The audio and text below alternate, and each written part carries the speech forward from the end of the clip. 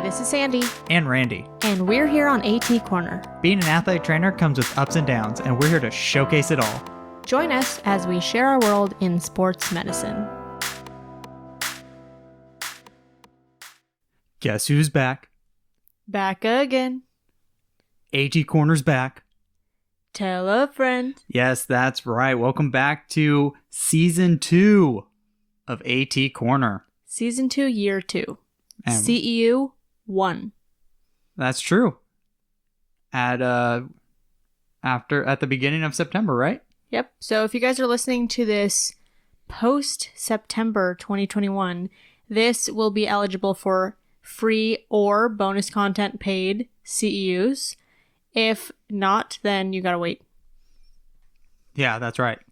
Gotta wait. So what are we talking about today, Randy? Yeah, so this one was brought up by someone in our Facebook community and kind of challenged me to start reading on blood flow restriction training. So this is going to be more, if you guys are new, Randy takes a bunch of journal articles and he reads them and synthesizes them and puts them together into a relatable, understandable, digestible episode, which we're going to be talking about today.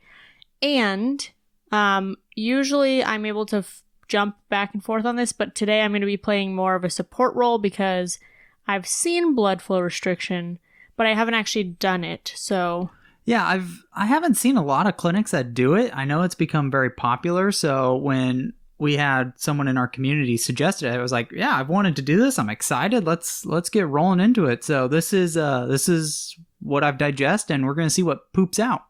Yep, and this is us bringing the research back into the clinic. Yes, absolutely. So our goals for this episode are we're going to discuss the physiological rationale for the use of blood flow restriction training. We're going to examine the neuromuscular adaptations associated with blood flow restriction training in healthy populations. And then we're going to examine the efficacy of blood flow restriction training in patients with musculoskeletal pathologies. Nice. So let's go into the physiology. So look, we're not starting with anatomy this time. We are not. There's not a lot of anatomy to go over with this one. Yeah, not the anatomy. We're going to do physiology. So first, Randy, what is blood flow restriction? So the most common definition that you'll see if you read the literature is blood flow restriction is the use of an external pressure to maintain arterial inflow, but to occlude venous outflow. This is commonly used with tourniquets, specialized cuffs, or exercise bands. So some of the definition is debatable because some people say to reduce arterial inflow, some people say to maintain arterial inflow, but it is pretty consistent that you're occluding venous outflow. And that's actually going to be very important when we start talking about how blood flow restriction works. So this is basically we're putting the quote-unquote tourniquet or blood flow restriction band above the area that we're trying to target? Yeah, so it's going to be the most proximal aspect. So a lot of these literature, like it's close to the shoulder for the upper extremity, or for the lower extremity, it's pretty close to that like inguinal crease, trying to cut off that femoral artery. Okay, so what are the proposed effects of blood flow restriction, and how is that affected by tissue type? Yeah, so when people first started looking at blood flow restriction, they started noticing that, like, oh my goodness, you get a ton of muscle hypertrophy and increases in strength for lifting something like super low load. Like most time when you think of like, oh, I'm going to get big, I'm going to get strong, you have to do heavy loads. But they're finding with blood flow restriction, you get about the same amount of like hypertrophy and like strength gain. So they're like, why is this happening when you're only lifting like 20 or 30% of a 1 rep max? Crazy, right? So to understand why blood flow restriction is having these effects on hypertrophy, you have to remember muscle hypertrophy is influenced by both mechanical stress, so the tension from the muscles against the resistance, and also metabolic stress. So one key area that we think blood flow restriction is leading to these gains in hypertrophy is due to enhancing that metabolic stress that the muscle is going through at these low loads. The metabolic stress that we're talking about in particular is caused by the accumulation of metabolic waste products. So one idea that you can look at is the increase in lactate production. Because you're not getting a lot of fresh blood to that area and you're having the waste just sit there because the venous outflow is being taken away, less oxygen's being able to be shuttled to the muscle and help get rid of that lactate. So now lactate's starting to accumulate. Well, when lactate accumulates, it now signals your body like, oh, we're getting stressed a lot.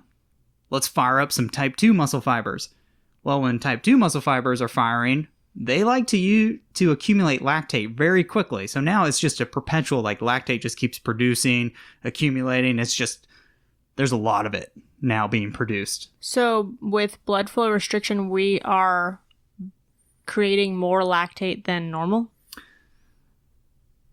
You're creating more lactate than normal for the load that's being lifted. Got it. So that's the thing, is it's really relative, because what you're thinking about is you're lifting something very light, but you're having a response as if you were lifting something super heavy. I don't know why that just made me think about when you go to grab the milk from the fridge and you can't see in it and you expect it to be super heavy, but it's like at the end. And you pick it up and you recruit way more muscles than you expect to, and then you like send the milk flying. That's kind of the same idea, yes. Another aspect of metabolic stress, though, keep that lactate production in the back of your mind, because that will be important for other adaptations later.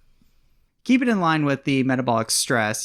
With that decreased inflow, the tissue, as we said, isn't getting enough oxygen. So now you're creating a hypoxic environment, which can now lead to reactive oxygen species accumulating, which we know those can also, one, damage the cells if there's a lot of free radicals roaming around, but also these free radicals or reactive oxygen species are very important to signal your body that, hey, we need to repair this. We need to adapt here. So it's kind of a double-edged sword. Yes, it can cause a lot of cell damage, a lot of cell death, but it can also help signal that, hey, we need to start the repair process and start to adapt. So kind of what I'm seeing is that this band of blood flow restriction is kind of tricking your body into sending all these messages. 100% yes. So all these waste products starting to build up and stress the tissue, like you said, really tricks the body like, oh my God, we're really working hard here. We need to do something about this. And essentially, again, this is a lot of physiology, and a lot of it's way above my head as well. So I had to really kind of like sum it up to make it a little bit easier to digest. But all these signals that are going on is essentially activating the anabolic pathways. So a big component of that is mTOR. That's a big anabolic signal to help start that hypertrophy process. But also, and this will be important when we talk about pathological conditions, is if the anabolic pathways are being signaled like mTOR, you're now seeing a decrease in the signaling of catabolic pathways. So if you can't really quite remember what catabolism is and what a catabolic pathway is, it's essentially muscle breakdown or tissue breakdown. And a key component of this is myostatin. So myostatin is a huge atrophy like chemical deal in the body. So that really signals tissue breakdown. So if you can turn that off, which blood flow restriction training has shown to actually decrease that signal. So you can see you're also turning off catabolism. Interesting. So you're basically telling your body to build and not decrease. Yes, or at least not decrease, which will become important in your pathological conditions as well. Got it. So that's muscle tissue. But how does blood flow restriction affect tendons and neurological tissue? So with tendons, blood flow restriction has been shown to improve the tendon properties, in particular the stiffness and cross-sectional area. And it was actually compared to have a similar effect to high load resistance training. So if you look at the tendinopathy research, one of the concepts that are supported or that should be implemented is using high load resistance training for your tendon rehab. So if you have something like blood flow restriction that doesn't need a lot of load but gets similar effects, that's going to be awesome. That means there's less load on the tissue, so there might be less pain. I was going to say, less pain was the first thing that came to my mind. Yeah, absolutely. So now you can tolerate the exercise better and still get those same effects until their pain starts to decrease, and then you can introduce those high loads. But why are the tendons now seeing this adaptation? And again, some of it goes back to that hypoxic environment. Well, if you create a hypoxic environment around the tendons, this is going to start stimulating the tendon stem cells. It's going to start stimulating the chemicals for the fibroblast to be like, hey, we need to make more collagen. So you're seeing this stimulation of healing within the tendon, which is going to help it adapt. And in your case of tendinopathy, help get more collagen there and help realign them. Also, a lot of research has shown that blood flow restriction training increases systemic release of growth hormone. Now, I didn't talk about it in the muscle tissue because growth hormone's effect on muscle tissue has been really debated. Some people believe that growth hormone was key to driving hypertrophy, and that may be true in children, but in adults, it's been very debated whether growth hormone is important to the muscle tissue. But what has been shown is growth hormone can enhance collagen production. Now, as a metabolic waste product, which one did we say accumulates during exercise, during blood flow restriction exercise? Lactate. The accumulation of lactate actually helps stimulate the release of growth hormone. So now you can see that this interrelatedness between, what's happening at the muscle is also going to start affecting other tissues around it, like the tendons. I would say mixed messages, but actually the messages are very clear what blood flow restriction wants the body to do. Exactly. Now, that's the chronic use of blood flow restriction with the tendons. In an acute setting, so after one bout of blood flow restriction training, you can actually see an improved recovery of the tendon up to 1 day after exercise compared to not using BFR. So what I mean by that is they went through the exercise and the tendon was more prepared for exercise the next day compared to someone who didn't do BFR. And how this was measured was there was actually a decreased inflammatory cell infiltration in the tendon that used BFR, which means the tendon might not be as sore or it didn't incur as much damage, which is, again, if you're doing someone's tendonopathy rehab, that could be huge and really beneficial. Yeah, especially if you're seeing them every single day. And if they're more prepared for the next day, that would be a huge thing I'd want to implement. Absolutely. So last one would be the neurological tissue. We all know resistance training has its effects on the neurological system, but blood flow restriction training also kind of has a similar effect. So blood flow restriction improved muscle excitation when compared to a low-load exercise. So if you did low-load BFR, you had a better response doing that low load with blood flow restriction than doing the same load without it. Now, when they looked at, BFR with low loads and doing a high load exercise, the high load had better neurological effects.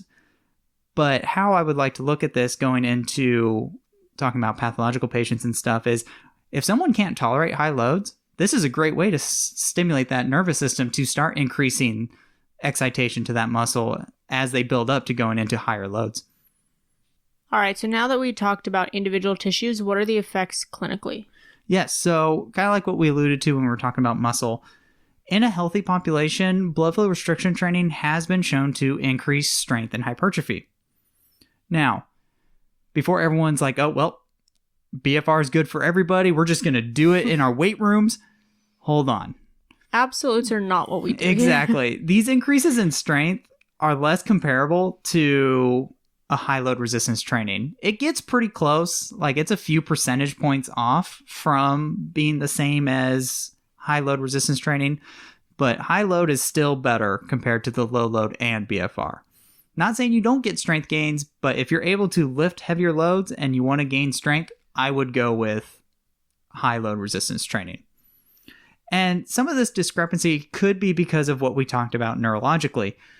The neurological adaptations are greater with high load resistance training, and the muscle architecture, so the shape of the muscle, all that like the pennation angles and all that stuff that we remember from biomechanics, all influence how much force a muscle is able to produce. So with high load resistance training influencing those more than low load blood flow restriction, you can see why high loads for gaining strength will probably be greater than the low loads and BFR. So basically my summary of that is overall in healthy populations, if you're able to do heavy resistance training, you should probably go with that. So basically blood flow restriction is a tool that we use maybe when we can't get that high load, but that's what our goal is. Absolutely. So that's the perfect segue into talking about patients with musculoskeletal conditions or other pathologies. Evidence has shown that in ACL reconstruction post-op, there was less atrophy for the blood flow restriction group compared to no blood flow restriction. So this is why I was saying, remember that anabolic signaling, but it may be more important that the catabolic signaling is stopping, and that's reducing the atrophy, because in these populations, you still saw some atrophy after surgery. It just wasn't as great as someone who was not doing the blood flow restriction. And some of this discrepancy is because of the different methods used for blood flow restriction. Some used it during bed rest, and some used it with their exercises. So this could lead to the different results on the magnitude, because obviously some studies showed a little hypertrophy, and then some mostly just showed less atrophy. Another important thing is when you start looking at some of this research into post-op is, when did the study implement the blood flow restriction? And some results may be better if you use it as early as possible. And some studies even said 2 to 3 days after surgery, throwing them on BFR. Wow. Yes, exactly. Because some of it is you don't even need to do the exercise. Like, you can have it on at bed rest and you're still getting some of those effects. Wow. Isn't that wild? Yeah, that's not the way that I would have pictured it. Yeah, it's definitely very versatile in what you can do. And once they're like, you can even, once you're starting to work on that range of motion stuff, you could do range of motion exercises with the BFR and you're still getting those effects because that's technically a low load.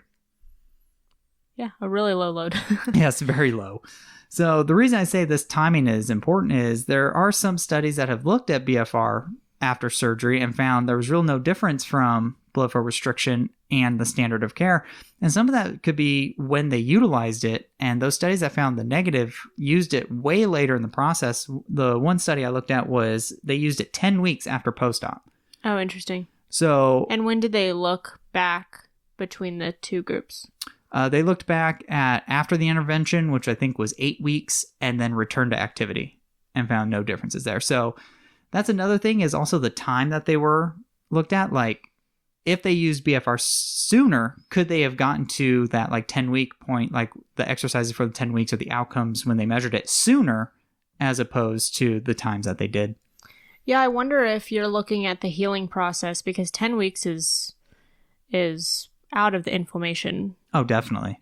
I wonder if you go back and look and kind of link it, pair it up with the healing cycle, and maybe change up where it is in that process, which phase you're in. Absolutely. And you have to remember, they only looked at it post-intervention. What if the blood flow restriction training reached their whatever number they at post-intervention sooner than the non-blood flow restriction training group? So there's still some snapshots that we're missing there, but I would say a lot of it is, if you use it earlier, you can probably get more gains and get to your milestones more efficient than without it. What post-op was this? Do you remember? It was ACL. ACL. Now, I'm going to reference a case study. Now, I know some people hate case studies and it's not really great literature, but it does give you some ideas as far as how you can implement this. And there was this really good case study that took 2 track athletes who had patellar tendinopathy in season, which that could be a death sentence for some track kids, just because of how the season is, how short, how many meets you have, and all that. And what they did was, with the blood flow restriction training, they found improved knee outcomes. So their patellar tendinopathy almost resolved. One of them did resolve, and I think the other one was pretty close. He still had some issues, but way better than he was before the start of the intervention, while the athletes were still able to compete in season. There was no missed time. Wow. And I think that's the benefit that you can see from this blood flow restriction, is you're able to give someone low loads, so 20, 30% of their 1 rep max of whatever exercise they'd be doing, and get similar outcomes as if you were to do a high load, which means they're not getting as sore. There's not that much production of pain. So now they feel better and want to do the rehab, or they feel better and they can do practice without being overly sore from whatever treatment or anything like that.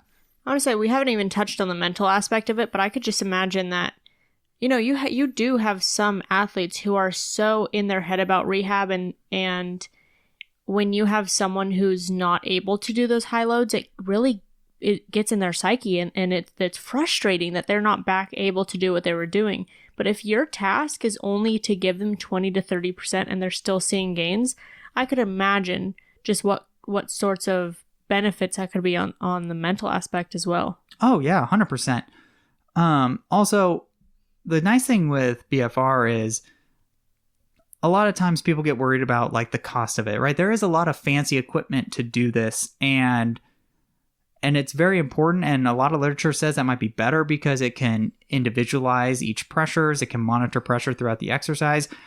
But if you're balling on a budget and you just can't afford those machines, they actually looked at what they called practical blood flow restriction. I like how they called it practical. And basically what practical blood flow restriction is literally taking like one of those like tissue floss bands and wrapping it around whatever segment to restrict the blood flow. And they measured it as 7 out of 10 tightness. So they measured it for the patients or the subjects and said, hey, this is 7 out of 10, match this. Recorded the blood flow and noticed that 7 out of 10 was appropriate. And it had similar results to a normal blood flow restriction machine. Nice. I mean, I know there are different levels of the blood flow restriction that you can purchase, and they have some ones that you can just hand pump up. Yeah, there's different ones. There's some that are automatic. There's some that hand pumps. Like I said, you can do the exercise band. So I would encourage you to dive in a little bit deeper and see what works for you.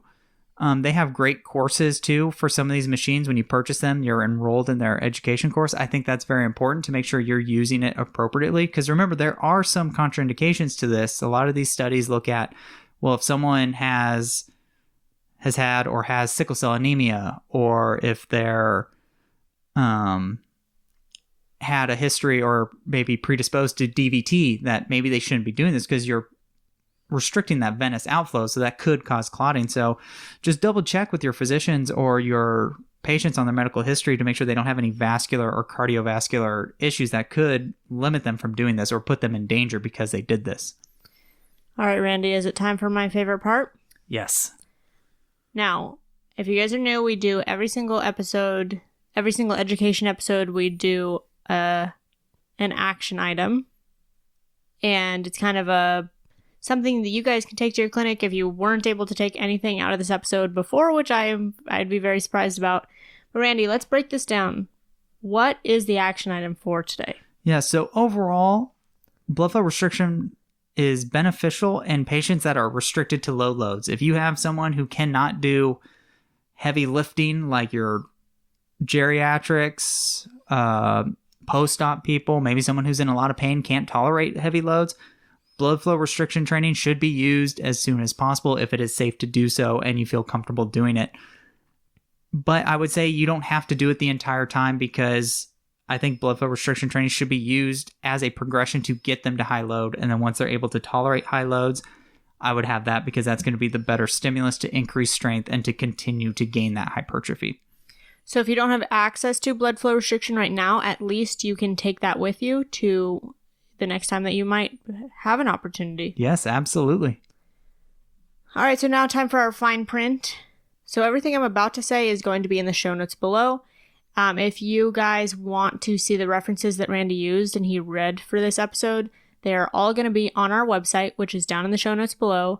If you want to join our AT Corner community Facebook group, it is free to do so. You can head over to facebook.com/group/AT Corner podcast, or just look up in the search bar AT Corner community. Yes, and the best part about the community is if you suggest something, it might be on the show, because literally this topic was because someone said like, hey, this would be interesting. And I said, yes, I agree. And I think the best part about it is that our Facebook group is not just about us, and it's not just about our podcast, but we do have a question of the week every week. We have anyone's welcome to post about athletic training. We do post episode threads, so if you are listening to an episode, you can go ahead and go through and comment your thoughts and talk with other listeners of the show.